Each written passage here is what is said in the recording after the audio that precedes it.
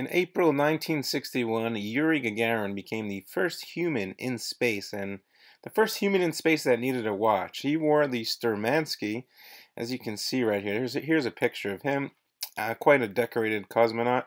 And also, here's the actual watch he wore, although his watch was much smaller, at about 34 millimeters, I believe. It was obviously an aviation-inspired watch, and he needed a mechanical watch to keep time while he was in space, and it definitely did the job quite well. So yes, the STURMANSKIE, now known as the Gagarin watch, was the first actual watch in space on the Vostok 1.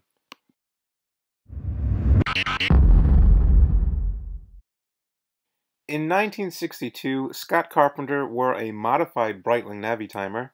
He was actually the second American to orbit Earth, and he actually wore this watch, the same exact watch, in his military service, but he needed something better for space, so they incorporated a 24-hour dial instead of the normal 12-hour dial into his watch. As you can see in this old-school poster right here, there he is in his cosmonaut uniform, and now today they have tons of Breitling NAVITIMER cosmonaut editions, which is obviously dedicated to this exact watch and the mission this man went on.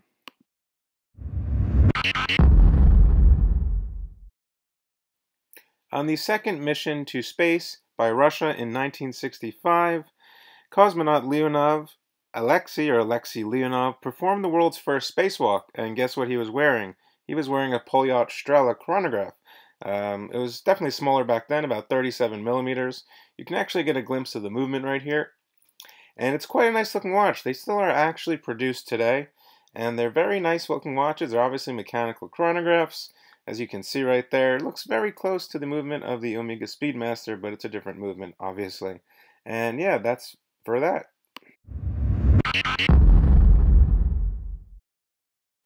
The Omega SPEEDMASTER, Man on the Moon, or the MOONWATCH, it's a very popular watch. You've definitely heard of it.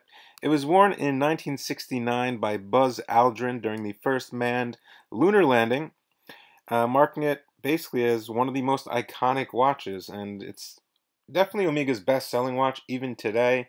It's definitely an icon and a staple in history and through watch enthusiasts' brain. I mean, this watch is everywhere. It's crazy the amount of the amount of press this watch gets.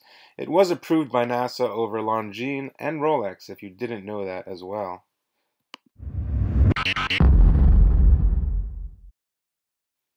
Now, during the Apollo 15 space mission in 1971, Dave Scott actually damaged his Speedmaster, and he had a backup BULOVA chronograph prototype that he would agree to test out for a friend. And this is the watch he actually wore, and it actually sold for auction for about $1.6 million, which is quite cool. Obviously, the reiteration of the watch is shown on the screen, but the original one is shown here in a picture coming up quite soon. And yeah, all around, it's a very useful, very accurate watch nowadays. It has a great quartz movement, very high-end quartz movement, and it's also quite a popular watch and holds a good place on this list.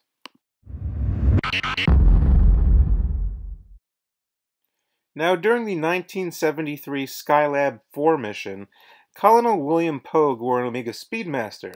However, on his other wrist, he was wearing a Seiko POGUE. This was his own personal choice. So he basically made this watch the icon that it is today. And among Seiko enthusiasts, it's a huge icon. It's very collectible. They even hold great value on the secondary market, which is the only way to get one nowadays. It's also a great looking watch. There are a few different color variations as well, and it's definitely quite a beautiful watch.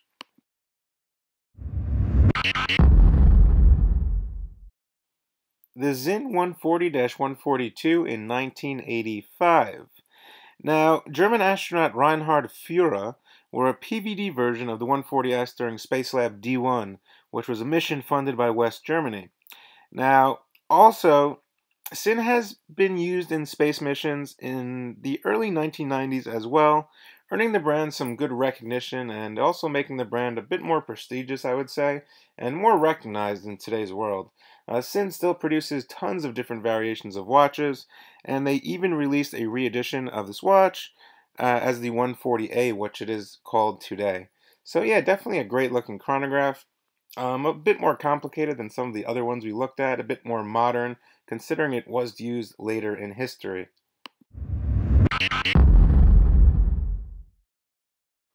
Now here's the Fortis B42 official cosmonaut chronograph. It's made by Swiss manufacturer Fortis, who have been supplying watches to the Russian Federal Space Agency since 1994. Now they did go on their first mission, I'm pretty sure in 1997, which was labeled MIR 97. So that's pretty much going to wrap it up for today. These are just 8 watches. There's actually 2 more watches that I'm missing from this list. But honestly, those are quite more modern than any of these 8 watches I listed and don't have as much history as these watches. So I kind of left those 2 out. Hope you guys enjoyed. Definitely check me out and subscribe to the channel, and I will see you on the next one.